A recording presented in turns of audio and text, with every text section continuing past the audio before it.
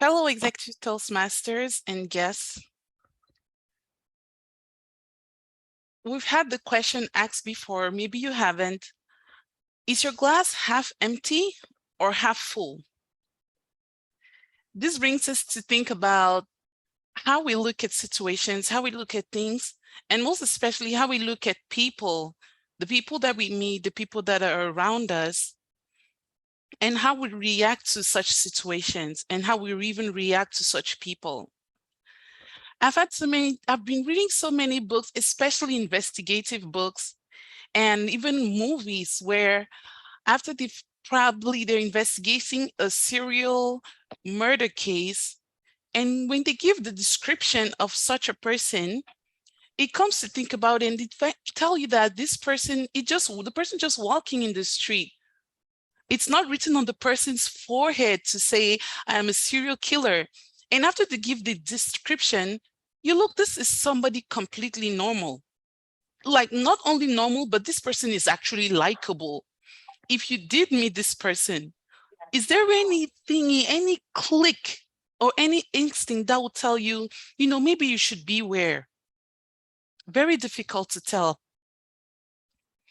Fellow Toastmasters, it come to my mind, sometimes the way I perceive things, when I meet people, what is the first thing that comes to your mind? The first impression that you have about people, and what affects the way we actually see people.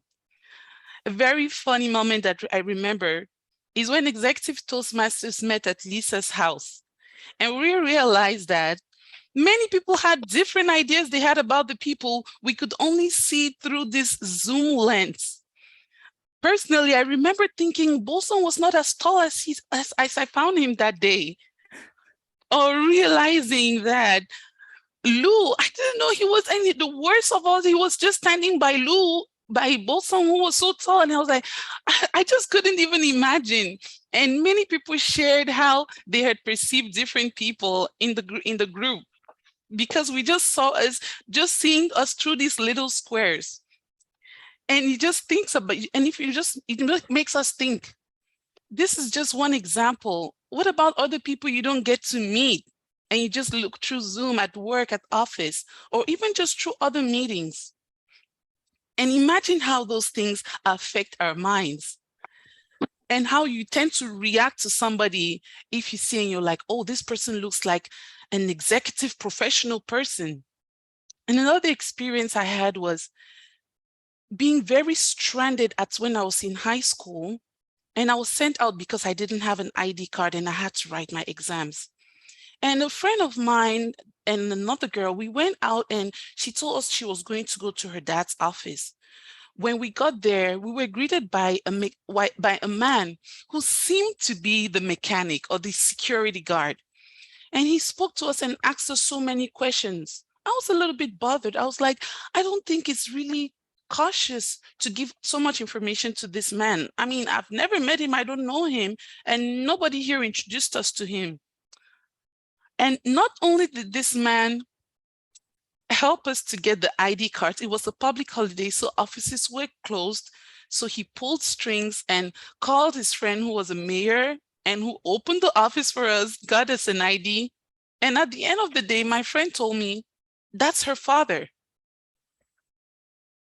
Imagine not only the surprise, but how embarrassed I felt. Like this, oh my God, this was actually my friend's father. So not only was he not a mechanic, but he pretty much owned the building at which we had arrived, just that he met us at the gate because he knew his daughter was coming.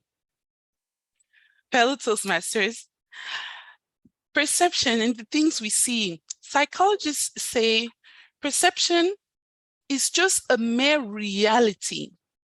It could be factual, but it is very personal. And these are things based on our cultures, our backgrounds, how we grew up, our religion, or even political stances.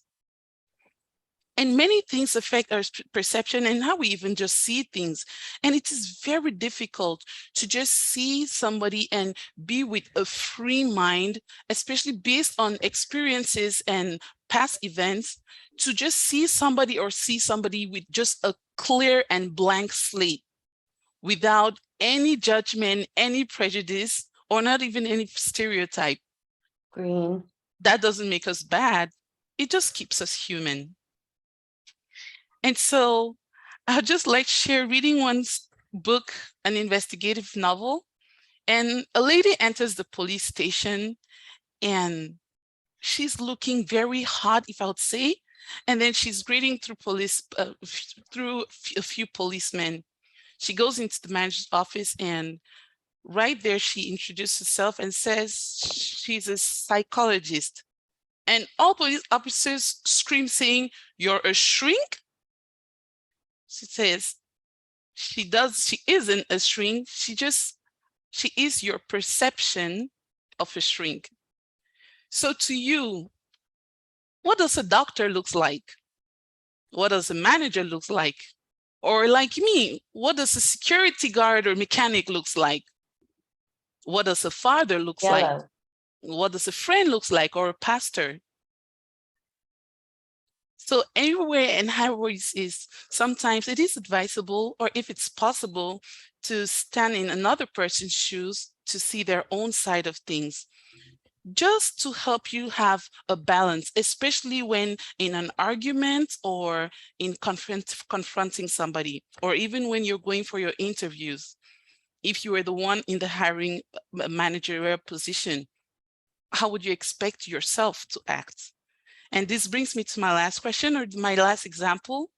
We've probably seen the picture a lot on social media about two people standing against one number. For one person, it is 6. And for the other person on the other side of it, it's a 9.